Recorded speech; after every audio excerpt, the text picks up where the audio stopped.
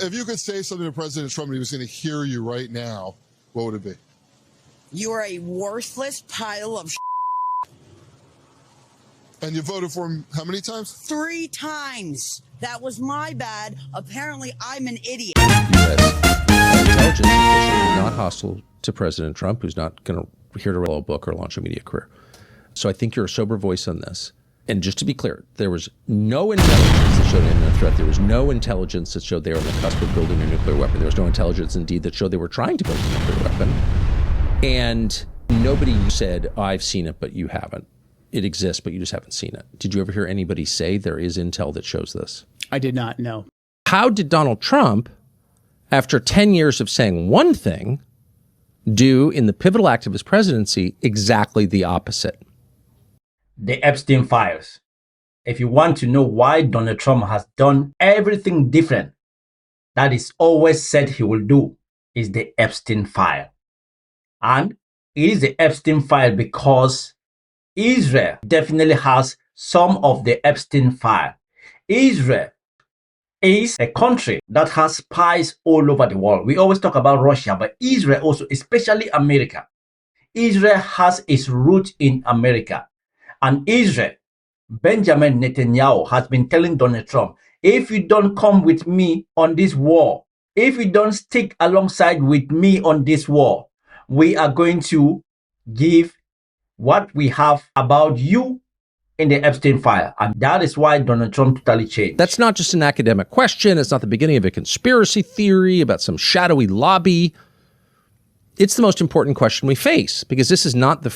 Hey, what's up, ladies and gentlemen? Welcome again to DIWI Unfiltered. My name is DIWI Banner King. Tucker Carlson, when he was working for Fox, I never did like Tucker Carlson because the Fox News, their MO, what they do is to propagate lies and to make money.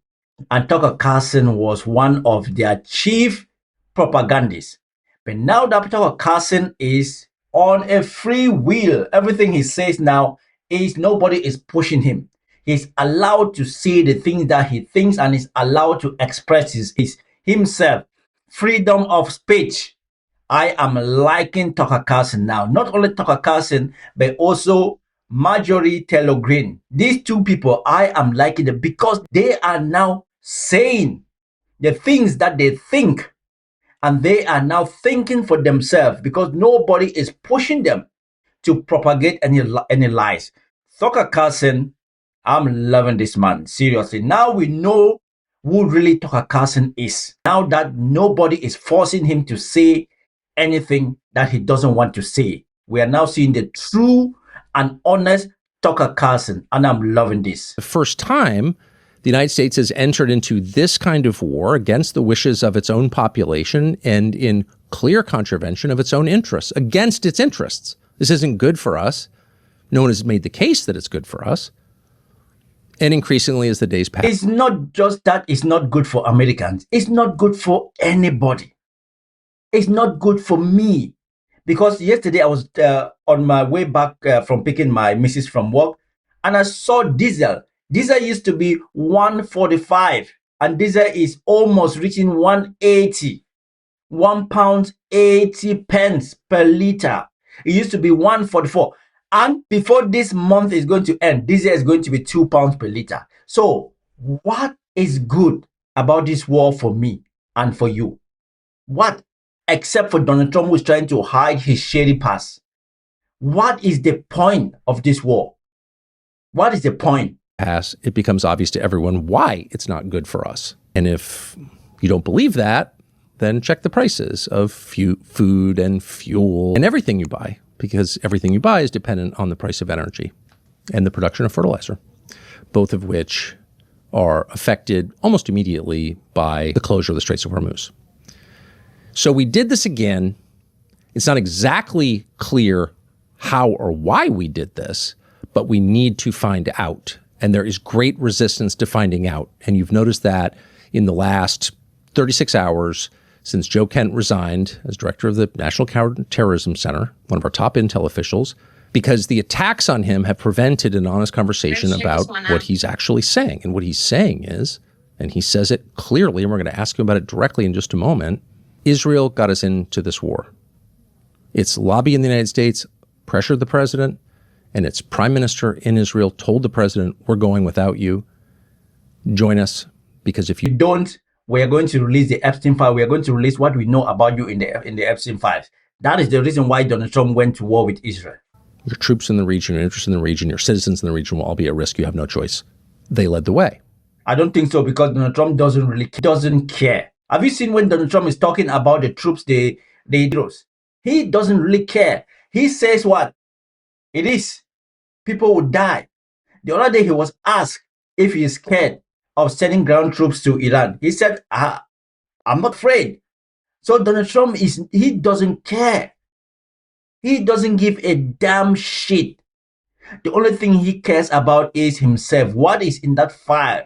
Trump wants what in that file to be buried. That is the only reason why he had to capitulate to alongside with him to fight Iran. That is the only reason. Keep the Epstein, what you have about me in the Epstein files buried. That is the only reason. Donald Trump doesn't care about anybody.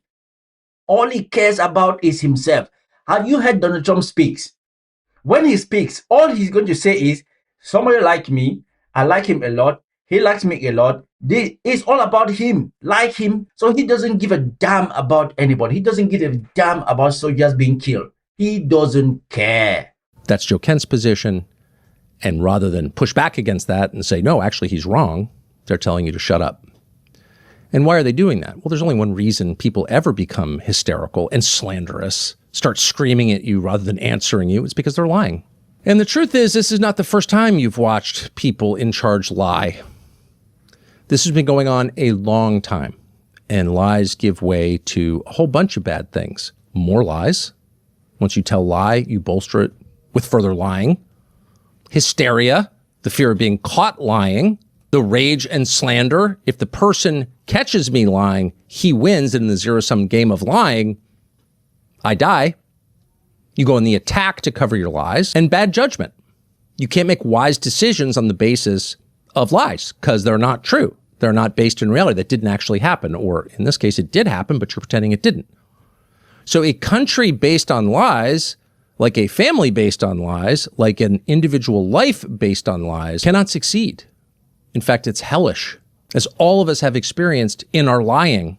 And so the only way out of this is to stop lying, is to tell the truth now, probably 63 years after we should have started telling the truth. But it's never too late to tell the truth now about everything, because it's never as painful as you think it will be. It's actually an act of liberation. In fact, it's the only real act of liberation. Telling the truth sets you free because the truth itself sets you free. That is all. Yeah, that is true. Telling the truth sets you free. You know why it sets you free? Because when you tell the truth once, you don't need to come back to try and defend yourself, because the truth is the truth. But when you tell lies, you need to come back to defend that lie. And once you defend that lie, you need to come back to defend the lie that you lie to defend the other lie. And that just keep going on and on. And you keep trying to defend a lie to that lie to defend another lie, that you did lie to defend another lie. But when you just tell the truth, it is once and that's it. You don't need to defend the truth. When it's true, something cannot be half true. It is either true or it is a lie. And once you do that truth, you don't need to come back to defend it. Always and everywhere a fact. And the longer you delay doing that, the more horrible the consequences of your lies. So let's hope that tonight, with this conversation with Joe Kent, is the beginning of the long overdue truth-telling, which is the only thing that will save this country. And one final. Before we already I watched the entire podcast of Joe Kent speaking with Tucker Carlson, answering questions. This guy was the director of the Counterterrorism department in America. This guy has been on tour 11 times. This guy, his wife was killed in, was it Syria, by an IED, improvised device. This guy knows the shit. This guy has been in battle. Not like some politicians who just sit there and talk. They don't know what is bad. They've never been to war. They've never even seen somebody shot at. They've never been shot at. So remember last time there's a video I made and I said Donald Trump will disown you immediately you criticize him. And guess what? When he resigned, what did Donald Trump say? Donald Trump said, I don't know him well. He was weak, but you picked him. He was weak. When you pick him, you said he was strong on counterterrorism. And Donald Trump will always say, I don't know him very well. So who does he really know? Because every time he picks somebody, he ends up saying, once that person speaks against him, but if that person, like for example, what's his name? Pete Hegseth. Whatever Donald Trump wants, Pete Hegseth is going to say it. And guess what? When you always support Donald Trump, people say you have high IQ, you are talented. There are talented people around me. But those same talented people, one day, when they will speak against him, he will call them dumb and stupid and they were weak. That is Donald Trump for you. And by the way, if you see somebody, if you know of somebody who is always insulting people that they are dumb, they are stupid, low IQ, what does that tell you about that person? That tells you that person is only projecting, is only saying the things that describe him. Because every time you insult people dumb, stupid, low IQ, weak, that is you describing yourself. That is you pointing like this on people while all these fingers are pointing on you. That is Donald Trump for you. Why is Donald Trump, why was he hiding his great? Why does he like to hide everything about him? It's because he knows that everything about him is rubbish, is shit. He's just so lucky that he was born in a very rich family. He's just so lucky that all that his dad, his father actually groomed him right. To me, Donald Trump is an evil genius. You know, productive. They have always said that everything that Donald Trump touches turns into shit. When you work for Donald Trump, when you support Donald Trump, you always end up under the bus. Donald Trump was handed this country just like the first time when Obama had a fantastic country. He put it into shit. He's been handed the country again this time. He's now putting the country into shit. And not only America, the United States of America, but the whole world, because we are all going to suffer because of this dumb genius. We are all going to suffer. And when I see people, if there is anybody on this planet who still thinks that this man is good for anything, you are either dumb, you're either stupid, you're either blind, or you are in a cult. You are in Donald Trump's cult. Because there are so many people in Donald Trump's cult. There are some in Donald Trump's cult. There are those who are stupid. There are those who are dumb. And let me also add this. You're blind and you are deaf. Seriously.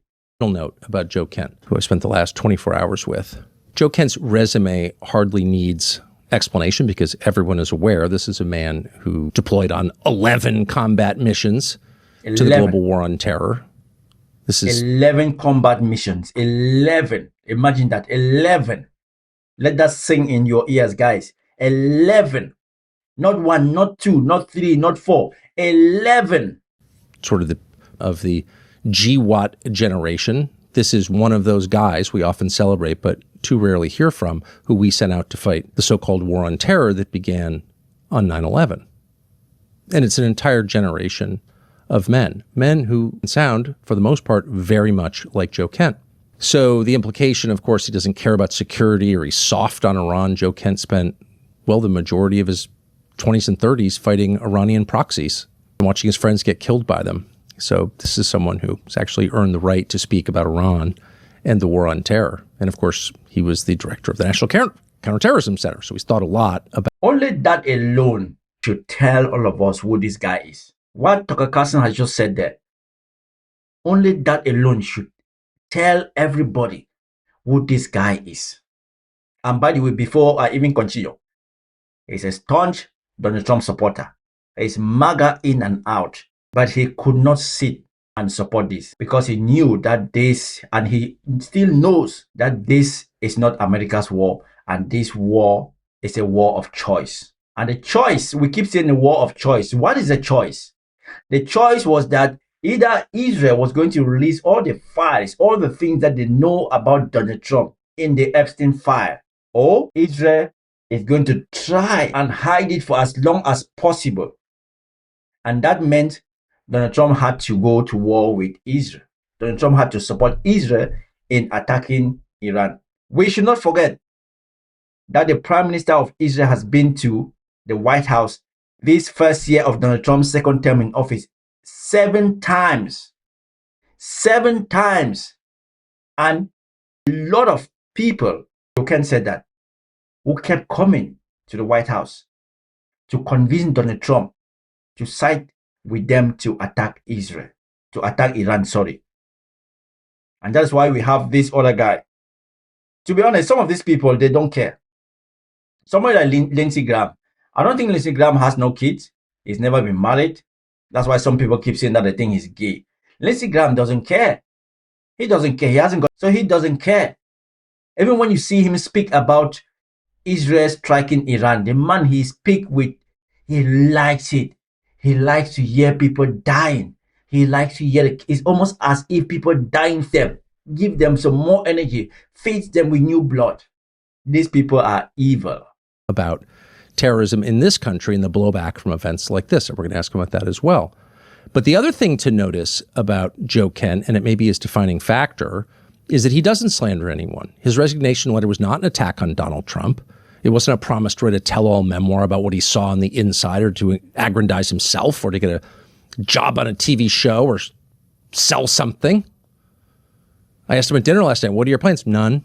He did this purely because he believes, as he'll explain in a second, this is the only way to save the United States from certain disaster. Tell the truth. Air the secrets. Be honest for once in decades about what is actually happening, things that everybody who lives here suspects are happening. In some cases, we're probably wrong. We've come to the wrong conclusions. That's okay. Tell us what actually happened. Tell us why you did this. And let's reorient this country where it should be, which is around its own citizens. Make the decisions that you make based on one criterion. Is this good for my people or not? In the way that a father would lead his family or an officer would lead his troops. It's not complicated. Everybody wants that. That's not a partisan question. That's a human question.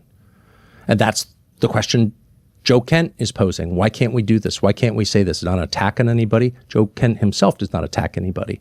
But this is a last-ditch attempt, not simply to save the country from disaster in Iran, but to save the country, period. And to save and the as you world. listen to him speak, ask yourself, is this a man who... It's not only to save America, it's also to save the world. Because if this keep going on, if Israel keep attacking energy production sites, if it keep attacking the countries that have American military bases, if they keep attacking those countries' energy sites, then we are on the verge, we are on the brink. Should I use the word brink of World War III?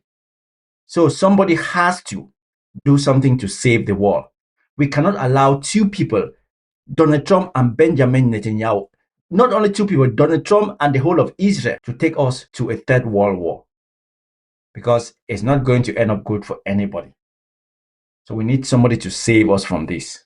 Who's working for Hezbollah, or is an egomaniac or a leaker? Or is this a man who says very little when he has nothing to say, who speaks straightforwardly and with honesty, self-evident honesty?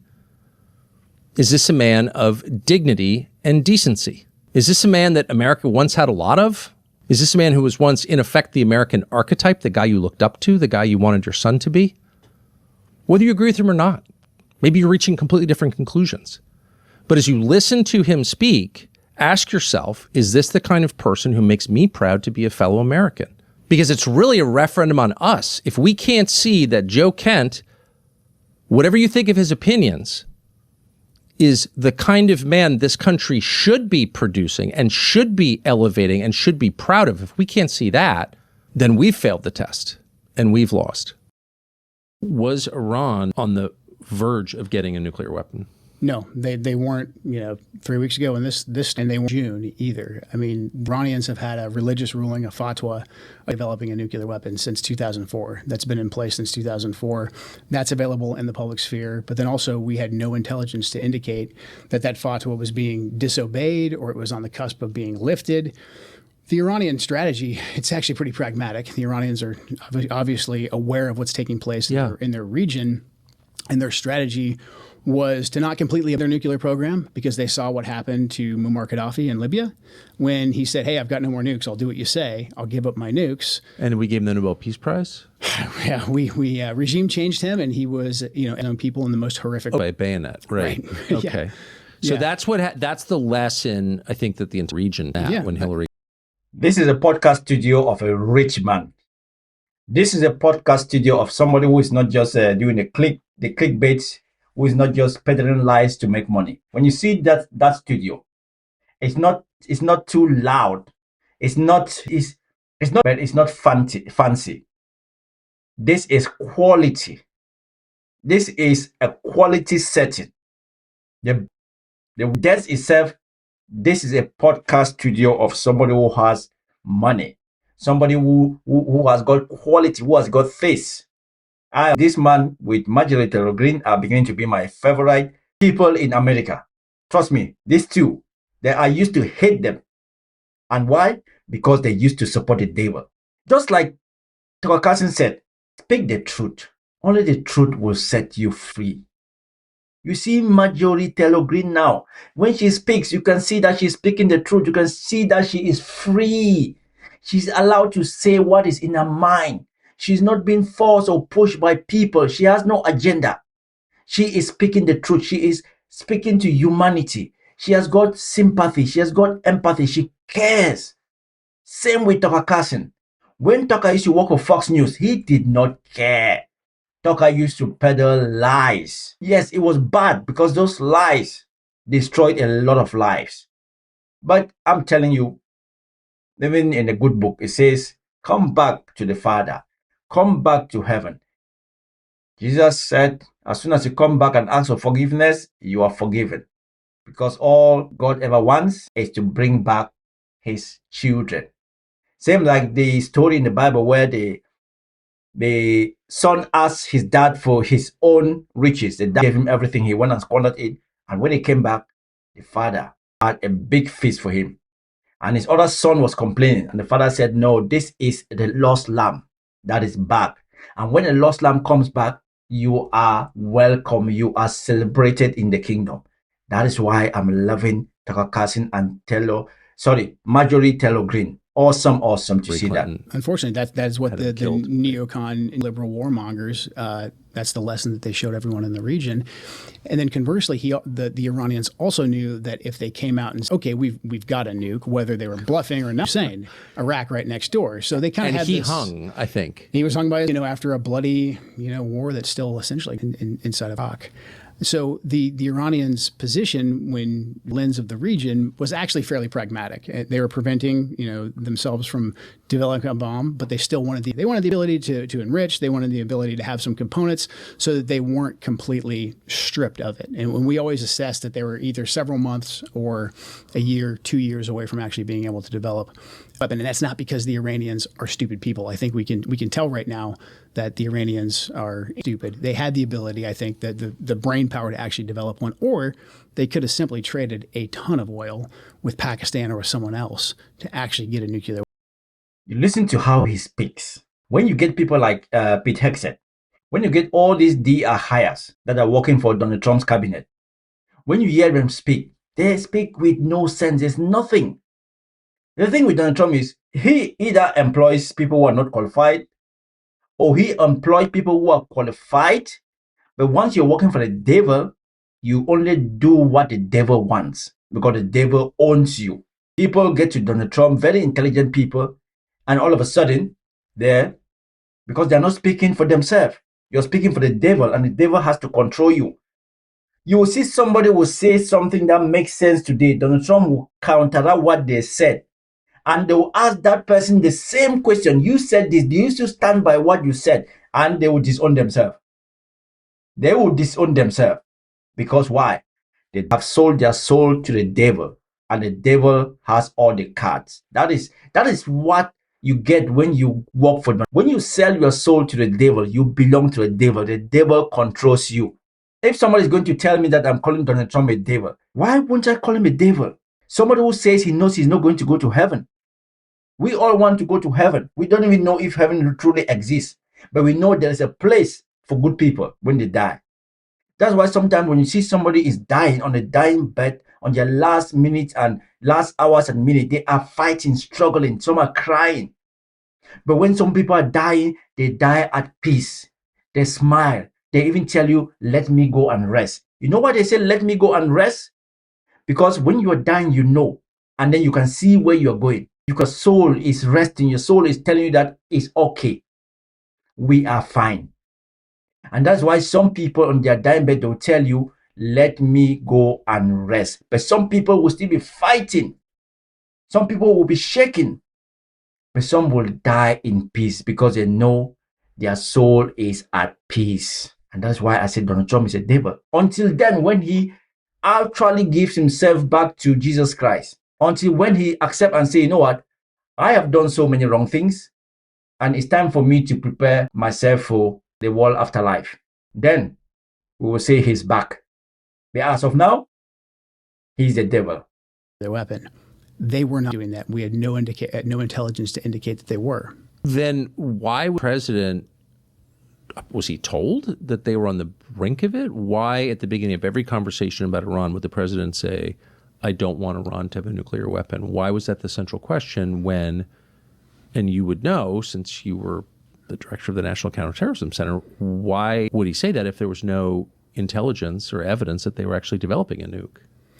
So I mean, a couple things. This is what I talk about in the letter about this ecosystem of information that's laundered through a lot of prominent neoconservative types that are very sympathetic to the Israeli cause, and then also Israeli government officials who give us things in semi-official channels. What they did was they created basically a shifting red or a new red line. So that if the president's red line was Iran cannot have a nuclear weapon, we've actually got a lot of trade space in there for a deal to be made, because of what I just described with the Iranian policy of saying, okay, well, we don't want a nuclear weapon. Well, that means we've got a point where we can start negotiating and we can come up with a deal. And the president is a fantastic deal maker. So if your goal is to move us away from any kind of deal and your goal is to move us into a conflict, you have to shift that red line. And that's where a lot of this, I would say, what became a de facto U.S. policy, Iran can have no nuclear enrichment. It was laundered through a lot of the different talking heads, Mark Levin, Mark Dubowitz, you've got the Foundation for the Defense of Democracies, you name it. Washington, D.C. has plenty of pro-Israeli lobbyists who will come and say those things, who will publish think pieces on it, who will go on the media, who will run, op-eds in the Wall Street Journal to talk about they can't have any enrichment whatsoever. And then we have a high degree of engagement with Israeli government officials who will come in and say, well, they're enriching and they could enrich or they could enrich more. That will get them closer to a nuclear weapon. So then enrichment basically became the new U.S. policy. And the only official I've heard, and you're welcome to look for this, that said this in the first Trump administration was Mike said it. The president didn't say it. The president has been very consistent. He said they can't have a nuclear weapon. But again, like I said, that puts us at a place where we actually could have negotiations. And only President Trump, I think, could successfully have negotiations with Iran because he actually punched them in the face. And the Iranians had been walking all over us. They had been killing our soldiers. All of that is true. I have no sympathy whatsoever for the Iranians, what their proxies were doing. President Trump level set that when he killed Qasem Soleimani. Wait, I disagree with what he's just. I don't have the reasoning capacity to actually disagree, but I'm going to disagree with what you just said. Only Donald Trump can strike a deal. There was a deal already. Obama already had a deal with these guys. Obama already had a deal with these guys. And Donald Trump came in office. The first thing he did is he trashed the deal. Donald Trump always say, I'm the deal maker. What deals has he made that somebody can point at today? Out of the deal, a book that was written by somebody for him. I don't know why Joe Ken is actually saying that. Because I respectfully disagree that Donald Trump is a deal maker. Somebody who speaks, who denigrate people. Somebody who speaks as if he's a charlatan. A charlatan. Is that the word? Somebody who speaks, who has respect for anybody. Only respect people like Putin and Kim Jong-un. Because they are dictators. Because he wants to be like them. Donald Trump cannot. Donald Trump would not be able to strike a good deal with the Iranians because a deal was already there, struck by Obama and his administration, that Donald Trump trashed And the deal was signed by the Iranians. And they were standing on that deal. So I respectfully disagree with Joe. And I know he's a smart guy. I know he knows all these things better than me. But that's my opinion. Maybe I'm wrong, but I respectfully disagree. He killed Abu Mahdi Mohandas. The folks who wanted to push an actual regime change war in Iran knew this, and they knew there was a potential to get a deal, or there was a potential for President Trump just to continue the policy of maximum pressure sanctions. And if you come after us, we will hit you hard. And that got the protesters out on the street in Iran. And that's actually what the regime feared the most. I don't think the Ayatollah feared dying, not because he, is some crazy lunatic. I'm sure some degree of the culture played a factor in that. However, I think he knew that if he was killed, the regime would survive because the people would rally around the regime. I believe you predicted this, some years ago. I think we're watching. I mean, it's hard to exactly what we're watching, but it seems consistent with what we are watching. So I'm just focused on this question of imminent threat, because that's the only justification I think most Americans would accept for a preemptive war. Certainly. Otherwise, just like a war of choice done because Bibi told you to, and no one wants to get behind that. It's a war of choice because Bibi Netanyahu told him to go. If you don't go, we are releasing everything we know about you and the Epstein files. And Donald Trump had no choice but to go because he doesn't want us to know. He doesn't want the American public. They already know who this guy is. But for some reason that we are all still struggling to understand, some still would die for him. Somebody would care about this guy. Somebody doesn't really care about you Americans. Because if Donald Trump did care about you Americans, you guys don't have health insurance. But you guys are spending $1 billion plus a day to fight a war that doesn't benefit you guys. You guys are asking for money to survive in America. You guys are asking for things that will better your life in America. But your president, who said he's not going to spend your hard-earned tax to fight war in far away countries that do not benefit you guys, is now $1 billion plus a day to fight Iran on behalf of Israel. And some of you guys are still blind to see that. Some of you blind, dumb. Obviously illegitimate. So imminent threat, you're saying that there was no intelligence that you saw with the highest level clearance, obviously involved in this conversation, that showed an imminent threat from Iran to the United States? No. There was. Donald Trump felt it in his bones. Donald Trump said, I think it.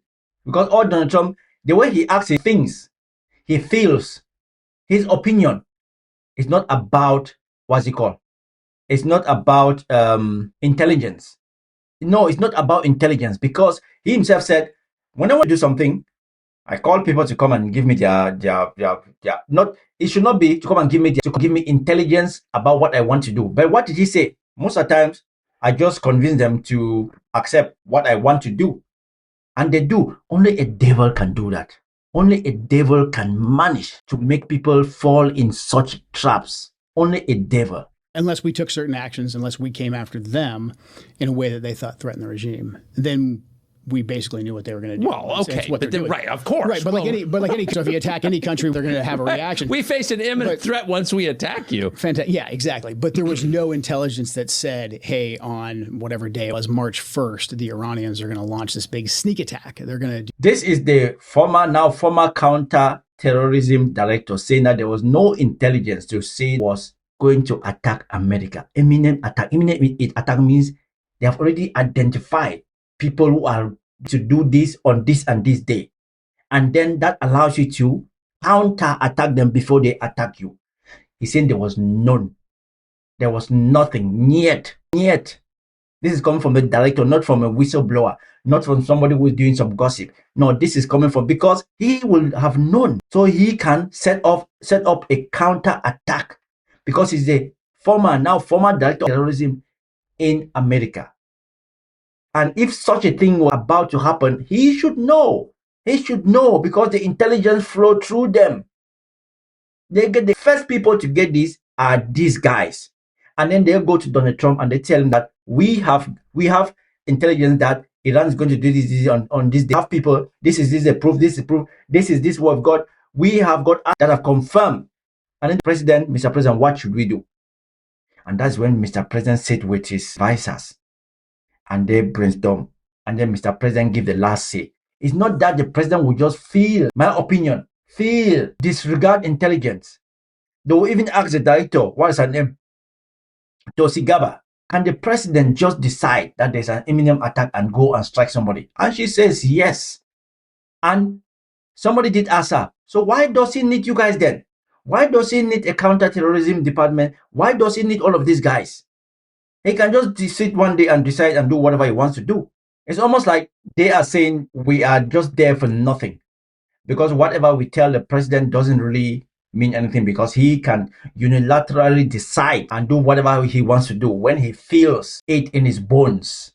That's what I said. Sometimes Donald Trump appoint stupid people, dumb people who are lucky to come from a rich family and actually get intelligent people, and because they are working for the devil, they start doing the things that the devil wants them to do. By the way, once the devil employs you, you will work for him. And then you will do the things that he wants you to do. Your brain is not functioning anymore because he's just instructing you. You're just working the way he wants you to work. Do some kind of a 9/11 Pearl Harbor, et cetera. They're going to attack one of our bases. There was none of that intelligence. Again, back to what we know about the Iranians. They're very, very deliberate with the escalation ladder. And again, they're deliberate, President Trump's, because they knew and they took Trump very, very seriously. Because he's a madman. I mean, I just think it's a remarkable thing nailed down. On Twitter, you're a senior, as of yesterday, you were a senior U.S. Intelligence official who's not hostile to President Trump, who's not going to here to write a tell-all book or launch a media career. So I think you're a sober voice on this. And just to be clear, there was no intelligence that showed an imminent threat. None. There was no intelligence that showed they were on the cusp of building a nuclear weapon. There was no intelligence, indeed, that showed they were trying to build a nuclear weapon. And nobody said, I've seen it, but you haven't. It exists, but you just have. Did you ever hear anybody say there is intel that shows this? I did not know, but I know how this works. I know the Israeli officials, some in government, will come to U.S. government officials, and they will say all kinds of things that we know from our intelligence just simply isn't true. And they'll say, hey, I'm giving you a preview. It's not in intelligence yet, but here's what's going to happen. And that doesn't usually come to Wait a second. I mean, I thought that U.S. policymakers made their decisions on the basis of and or vetted by our intelligence. That's why we have intelligence. That is what all of us thought. That is what all of us were thinking. But apparently, that's not how it works under Donald Trump's administration. Agencies that soak up hundreds of billions a year. But you're saying that Israeli officials short-circuited the entire U.S. government and just went right to American policymakers and said, it doesn't matter what your country says, here's what we know? Is that what you're saying? I mean, usually they're pretty slick, and of course. And they'll say, hey, this isn't channels yet because it's going to take some time to get there. And here they're on the cusp of building a bomb. You know, they're going to, I don't know, you pick your topic. They'll sample different things until they find what sticks. But in general, the narrative about, they're going to do a preemptive attack, or really just they're going to nuclear weapon. And if we don't stop them now, they're going to build a nuclear weapon. And enrichment is the pathway to that. They're going to continue enriching at whatever percent. Enrichment became the narrative. And so that hung up and that short-circuited and really sabotaged the entire negotiations, because the Iranians basically said, like, we're not going to negotiate if the whole starting point is no enrichment. And hang on, the Muffin watermelon tinted lip balm. Tinted. Damn, this tastes so freaking good. I'm not advertising this. I just saw it on my table and I used it, and it tastes good. No advertisement, no endorsement. I'm just saying, watermelon lip is awesome. Again, that had nothing to do with a nuclear weapon, and the Iranians essentially agreed to that. So the Israelis came in, they moved that red line, and they would do a lot to say, like, oh, enriching, and you know what that means? That means in X amount of time, they could have a nuclear bomb. You have to ask now. And then the way the ecosystem would work is that the talking heads on TV, your Mark Levins, Sean Hannity's, et cetera, they would say basically the exact same thing that night on TV, or there would be a piece. And guess what? If Tucker Carlson was still on Fox News, that is the same thing he would have been doing. The talking heads will get all of these lies and they will amplify it. They will make it to sound like as if it is truth. That is exactly what Tucker Carlson was doing when he was hosting his 8 o'clock slot at Fox News, where the rating was crazily high, because he knows if you listen to how he speaks there, it's enjoyable to listen to him speak and to watch him speak. The manner in which he delivers, just his the tone of his voice, everything is always, when it was in Fox News, it was crazy. And that's the same thing that Joe Kent is just saying there. Piece written in the Wall Street Journal, the New York Times, that would say something very, very similar. Yet, if you looked in classified intelligence, we didn't see any of that. I mean, that must have been such a weird experience for you. Bizarre. Since you have the biggest and most powerful and presumably the best intel agencies in the world, and you're seeing people say things as fact when you know that they're not facts. Yes, people, we know now the truth will set us free.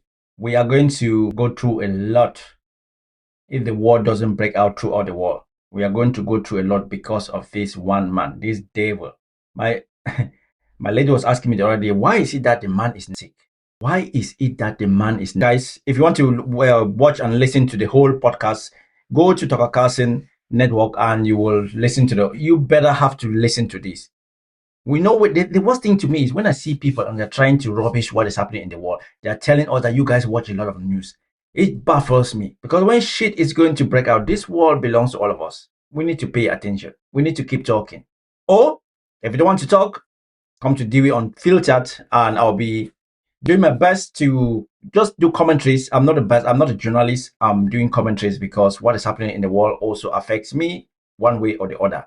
So if you can, please subscribe to my channel, like my videos, because your subscription and your likes helps the algorithm to send my video to a lot more people. Guys, you guys need to listen to this. You need to listen to this. Anyway, go back to work. I'll see you guys on the next one.